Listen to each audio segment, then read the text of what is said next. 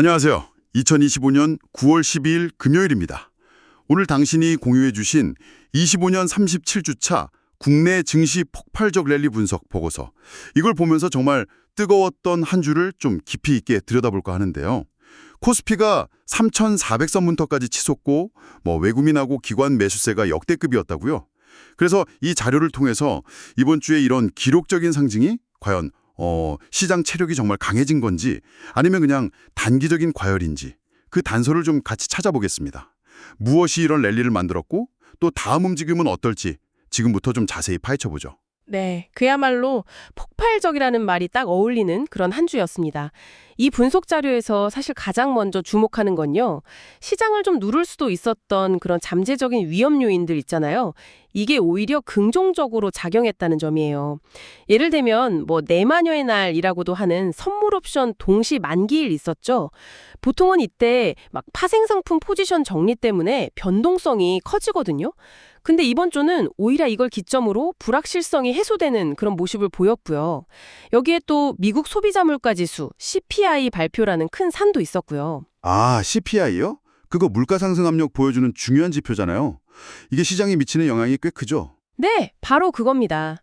CPI가 만약에 예상보다 높게 나오면 중앙은행, 그러니까 미국 연준이 긴축을 서두를 수 있다, 이런 우려가 커지는데요. 이번에는 다행히 시장 예상치에 부합하는 수준으로 나왔어요. 그러면서 이제 인플레이션 공포가 좀 한풀 꺾였고 이게 투자 심리를 크게 개선시키는데 아주 결정적인 계기가 되었다, 이렇게 자료는 분석하고 있습니다. 이런 어떤 거시적인 불확실성 해소가 일단 큰 배경이 된 셈이죠. 아, 그러니까 그 불확실성이라는 안개가 싹 걷히면서 투자자들이 좀 안심하고 움직일 수 있는 환경이 만들어졌다 이런 거군요. 그럼 실제 시장 움직임은 어땠는지 코스피부터 좀 구체적으로 봐야겠네요. 상승세가 정말 대단했다고 하던데요. 네, 코스피 지수만 보면요. 한 주 동안 무려 190포인트 넘게요. 퍼센트로는 거의 6% 가까이 급등했습니다. 그래서 금요일 종가가 3,395.54, 정말 3,400선 바로 코앞까지 갔죠. 주 초반부터 보면 거의 쉬지 않고 그냥 쭉 오르는 아주 강력한 모습을 보였어요. 이런 급등 뒤에는 역시 수급, 그러니까 돈의 흐름이 있었습니다. 그 돈의 흐름, 특히 외국인이랑 기관의 움직임이 핵심이었다고요. 쌍끌이 매질세 이런 표현까지 나왔던데요. 네, 맞습니다. 쌍끌이라는 말이 정말 딱 어울릴 정도로 외국인 투자자하고 기관 투자자, 이 두 큰 손이 동시에 엄청난 규모로 주식을 사들인 거죠. 자료에 나온 수치를 보면 외국인이 이 한 주 동안만 4조 원 이상 순매수했고요. 기관도 2조 7천억 원 이상 순매수했습니다. 이걸 둘 합치면 거의 7조 원에 육박해요. 그야말로 기록적인 순매수 규모입니다. 와, 7조 원 가까운 돈이 한 주 만에 들어왔다니 이건 진짜 엄청난데요. 근데 흥미로운 점은 이렇게 외국인이랑 기관이 막 공격적으로 살 때 개인 투자자들은 좀 다른 움직임을 보였다는 거죠. 네, 바로 그 점이 이 자료에서 강조하는 또 다른 특징입니다. 같은 기간에요, 개인 투자자들은 정반대로 6조 8천억 원 이상을 순매도했어요. 규모로 보면 외국인이랑 기관이 사들인 물량하고 거의 비슷하죠. 그러니까 개인들은 주가가 막 오르니까 차익 실현에 나선 거고 그 매물을 외국인이랑 기관이 싹 다 받아내면서 지수를 더 강하게 밀어 올린 겁니다. 자료에서는 이걸 두고 시장 주도 세력이 개인에서 기관하고 외국인으로 넘어가는 그런 전형적인 강세장의 수급 패턴이다, 이렇게 설명하고 있습니다. 아, 개인들이 파는 걸 외국인과 기관이 다 받아줬다. 야, 이거 시장의 힘이 얼마나 강했는지 보여주는 대목이군요. 그럼 코스피가 이렇게 뜨거웠으면 상대적으로 좀 변동성이 크다고 하는 코스닥 시장 분위기는 어땠을지 이것도 궁금해지는데요. 이 자료에서는 코스닥 움직임은 어떻게 분석하고 있나요? 코스닥 역시 코스피 못지않게 아주 강한 모습을 보였습니다. 한 주간 35포인트 이상, 비율로는 4.4% 급등해서 847선에서 마감했고요. 이것도 코스피랑 마찬가지로 외국인하고 기관의 동반 순매수가 상승의 원동력이었습니다. 기관이 한 2,500억 원 정도, 외국인이 약 1,900억 원 가까이 순매수하면서 지수를 끌어올렸어요. 개인은 여기서도 역시 한 4천억 원 가까이 순매도했고요. 코스닥에서도 비슷한 패턴이 나타났군요. 네, 자료는 코스닥의 이런 강세를 보고 시장 전반의 위험 선호 심리, 이게 뚜렷하게 개선되고 있다, 이런 징조로 해석합니다. 보통 시장이 좋아지면 투자자들이 좀 안정적인 대형주보다는 성장 가능성이 높은 중소형주, 그러니까 코스닥 종목에 더 관심을 갖게 되거든요. 소위 스마트머니라고 하죠. 시장 흐름 잘 읽는 똑똑한 자금들. 이런 자금들이 성장주 중심의 코스닥으로 유입되기 시작했다는 신호로 보고 있는 겁니다. 아하, 시장 전반적으로 좀 위험을 감수하려는 심리가 강해졌다. 이런 의미군요. 이렇게 시장 자체가 막 뜨겁게 달아오르니까 증시 주변에 이렇게 대기하고 있던 자금들도 좀 움직였을 것 같은데요.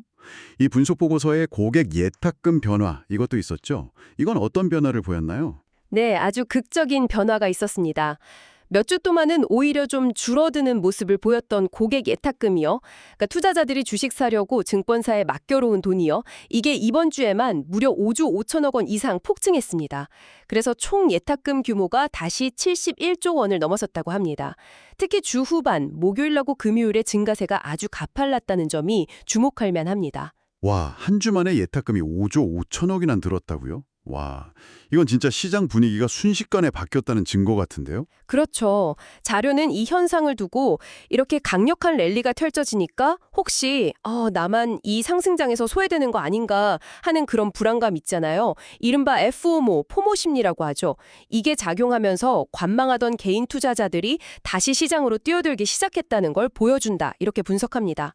여기에 더해서 빚내서 투자하는 규모를 보여주는 신용융자잔고요. 이것도 한 주간 2,500억 원 정도 늘어났는데 뭐랄까 레버리지를 활용해서라도 투자에 참여하려는 심리까지 다시 살아나고 있다. 이렇게 해석될 수 있습니다. 이야, 그러니까 시장 내부 수급, 외국인 기관 매수도 강했지만 시장 외부의 대기자금, 예탁금 증가까지 다시 유입되는 그야말로 유동성의 힘이 아주 강력하게 작용한 한 주였네요.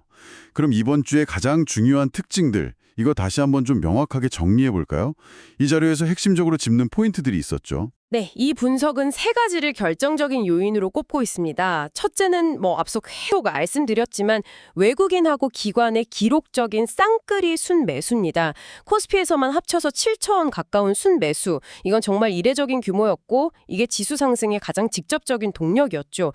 둘째는 시장의 변동성을 키울 수 있었던 이벤트들. 그러니까 선물 옵션 동시만기일하고 미국 CPI 발표요. 이걸 시장에 별다른 충격 없이 잘 소화해내면서 불확실성이 크게 해소되었다는 점입니다. 특히 그 CPI가 예상대로 나오면서 인플레이션 우려가 완화된 게 결정적이었습니다. 그리고 마지막 세 번째는 바로 그 개인 투자자들의 움직임 변화군요. 맞습니다. 세 번째 특징은 고객 예탁금 폭증에서 볼 수 있듯이 잠시 좀 움츠러들었던 개인 투자자들의 투자 심리가 다시 매우 긍정적으로 돌아섰다는 점입니다. 아까 개인들이 6조 8천억 원 순매도했다고 말씀드렸잖아요. 근데 그건 아마 이전에 좀 물려있던 물량을 이번 상승기에 정리한 측면도 있을 거예요. 중요한 건 그와 동시에 새로운 자금이 다시 시장으로 들어오기 시작했다는 거죠. 이 세 가지 요소, 그러니까 강력한 기관 외국인 매수, 불확실성 해소, 그리고 개인 투자 심리 회복, 이게 정말 완벽하게 조화를 이루면서 그야말로 퍼펙트 랠리를 만들어냈다. 이렇게 이 자료는 평가하고 있습니다. 말씀하신 요인들을 종합해보면 이 보고서가 왜 이번 주를 퍼펙트 랠리라고 평가했는지 정말 이해가 되네요. 근데 항상 이렇게 단기간에 가파르게 오르면 조정에 대한 우려도 자연스럽게 따라오지 않습니까? 다음 주 전망에 대해서는 이 보고서가 어떻게 예상하고 있나요? 네, 정확히 그 부분을 지적하고 있습니다. 다음 주, 그러니까 9월 15일부터 시작되는 주간에 대해서는요.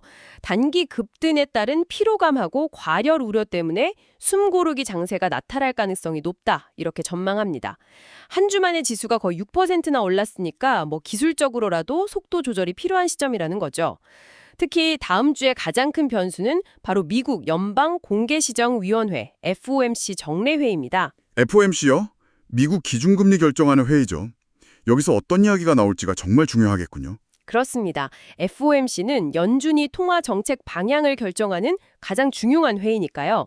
최근에 물가 지표가 다소 좀 안정되는 모습을 보였기 때문에 시장에서는 연준이 자산 매입 축소, 그러니까 테이퍼링에 대해서 기존보다는 좀 더 신중하고 완화적인 태도, 소위 비둘기파적인 입장을 보여주지 않을까 하는 기대감이 좀 있습니다.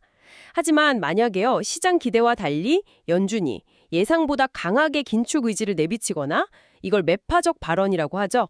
혹은 테이퍼링 시기를 앞당길 가능성을 시사한다면 시장 변동성이 다시 커질 수 있다. 이렇게 경고하고 있습니다. 연준 메시지가 시장 기대에 좀 못 미치면 실망 매물이 나올 수도 있다 이런 거군요. 또 다른 변수는 없나요? 한국 증시 자체 요인으로는 추석 연휴를 앞두고 있다는 점도 언급합니다. 긴 연휴를 앞두고는 보통 불확실성을 좀 피하려는 심리도 있고 또 단기 급등에 따른 차익 실현 욕구도 커질 수 있거든요.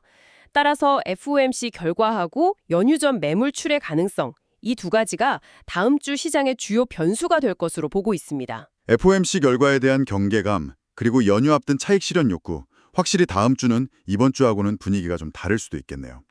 그렇다면 이런 분석을 바탕으로 이 자료는 투자자들에게 어떤 전략을 제안하고 있나요? 네, 결론적으로 이 자료는 이번 주의 퍼펙트 랠리는 인정하지만 지금 막 흥분해서 따라붙는 건 좀 위험할 수 있다, 이렇게 조언합니다.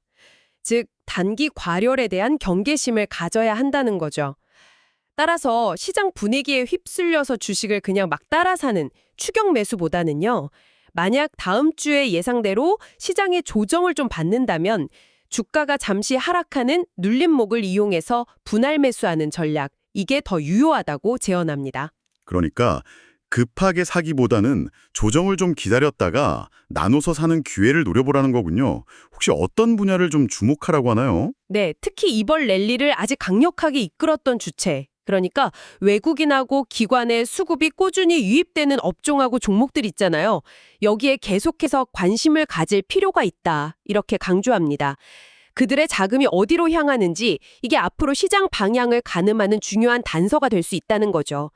다만 마지막으로 이 분석 자료는 어디까지나 투자를 위한 참고 자료일 뿐이고요. 모든 투자의 최종적인 결정과 책임은 투자자 본인에게 있다는 점을 분명히 하고 있습니다.